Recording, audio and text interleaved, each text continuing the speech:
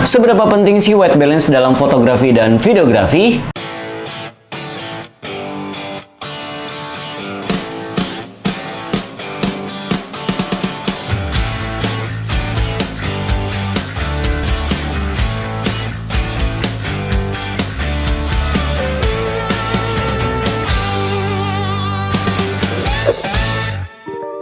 Assalamualaikum warahmatullahi wabarakatuh. Baik lagi di Farwaji Channel. Kayak teman-teman, gue udah lama banget gak bikin konten. Sekitaran 2 minggu gue gak upload konten karena ada sesuatu hal yang mungkin gue gak bisa ngonten ya teman-teman.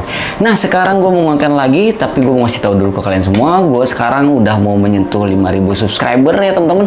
Thanks banget buat teman-teman yang udah support channel YouTube gue sampai sebesar ini ya, walaupun belum besar-besar banget. Tapi kalau bukan karena kalian semua, gue gak akan bikin konten dan berbagi juga ilmu tentang fotografi dan videografi yang udah gue alamin ya teman-teman. Nah sekarang gue mau berbagi ilmu lagi dan mau berbagi sharing lagi nih ke teman-teman tentang fotografi dan videografi, yaitu seberapa penting white balance dalam fotografi dan videografi. Nah dalam fotografi dan videografi ada yang harus kalian perhatikan lagi selain ISO, shutter speed, dan aperture ya teman-teman, yaitu white balance. Dimana white balance ini tuh sangat berpengaruh banget ketika kalian syuting ya teman-teman, syuting di tempat-tempat yang mungkin tidak tahu cahayanya seperti apa. Nah itu berpengaruh banget hasilnya ketika kalian syuting, dan nanti ketika kalian color grading atau enggak kalian diedit itu sangat kelihatan banget teman-teman, dan warnanya pun bakalan ngaco kalau misalnya kalian tidak bisa menyeting Kelvin ini. Nah white balance ini tuh bisa diatur secara auto ya teman-teman, tapi gue nggak ngerekomendasiin kalau misalnya kalian menggunakan auto white balance ini, karena nanti kalau misalnya kalian berpindah cahayanya itu bakalan berubah juga warnanya, bisa menjadi biru, terus juga bisa berubah menjadi warna orange teman-teman. Nah kalian bisa mengaturnya secara manual dan itu tidak akan berubah ya teman-teman. Jadi kalau misalnya kita tentukan white balance segini, nah kalian warnanya tuh nggak akan berubah-ubah, kecuali kalian berubah lagi lightingnya seperti apa, nanti bakalan berubah juga. Nah kita harus menentukan dulu nih, misalnya seperti di ruangan gua seperti ini. Nah di sini kan gue pakai pencahayaannya menggunakan index ya teman-teman. Nah di index ini kan ada white balance-nya yang bisa kita atur juga, nanti kita samain di kamera tersebut, nanti warna itu tidak akan berubah. Nah terus kalau misalnya gue dinyalain lagi lampu yang di atas, itu white balance-nya juga akan berubah. Nah makanya gue pakai di white balance-nya di yang index ini, jadi nggak akan berubah-ubah seperti ini. Kalau misalnya kita tiba-tiba ada cahaya yang masuk, itu bakalan berubah-ubah juga. Nah kalian bisa mengaturnya secara manual, ditentukan. Nah gue bakalan kasih tahu caranya menyetingnya secara simpel ya teman-teman. Gimana caranya? Nah sebelum gue kasih tahu cara menyetingnya white balance itu seperti apa ya teman-teman dalam kamera ya, mau di kamera Sony atau enggak di kamera Canon atau enggak kamera yang lainnya, gue mau ngasih tahu dulu nih perbedaan antara white balance-nya dari misalnya berapa Kelvin sampai berapa Kelvin itu bakalan seperti apa warnanya ya teman-teman.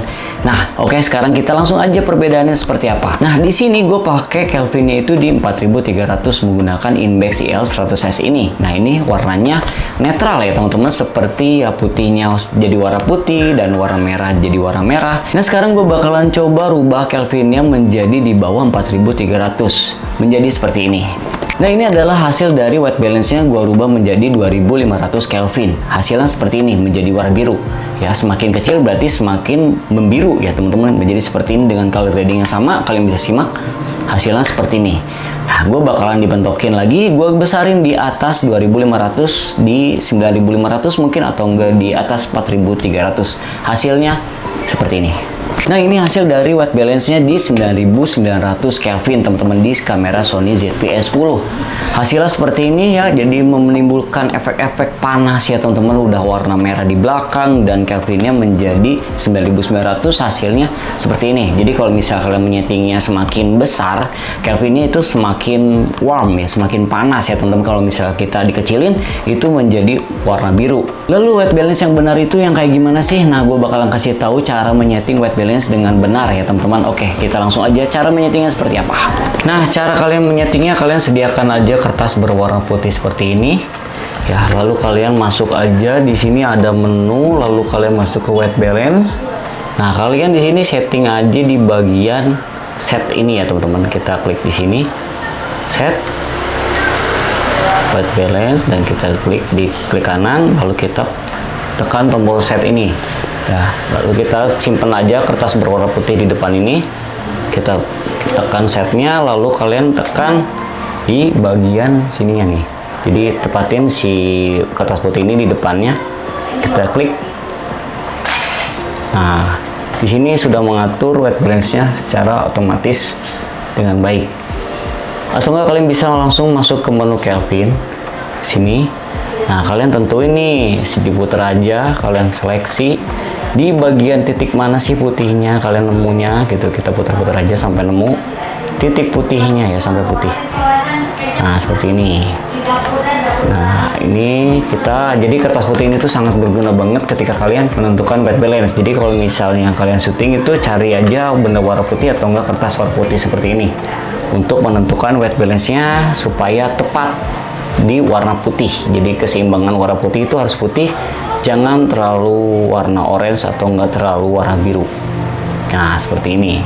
Nah, seperti itu ya teman-teman, cara menyeting white balance dengan baik dan benar. Jadi buat teman-teman yang udah mengerti tentang ISO, tentang aperture, tentang shutter speed, kalian bisa mengaplikasikan menyeting white balance yang tadi gua udah kasih tahu teman-teman. Jadi kalau misalnya kalian tidak tahu cara menyeting white balance, kalian bisa aplikasikan aja yang tadi gua udah kasih tahu. Jadi hasil konten kalian itu maksimal banget.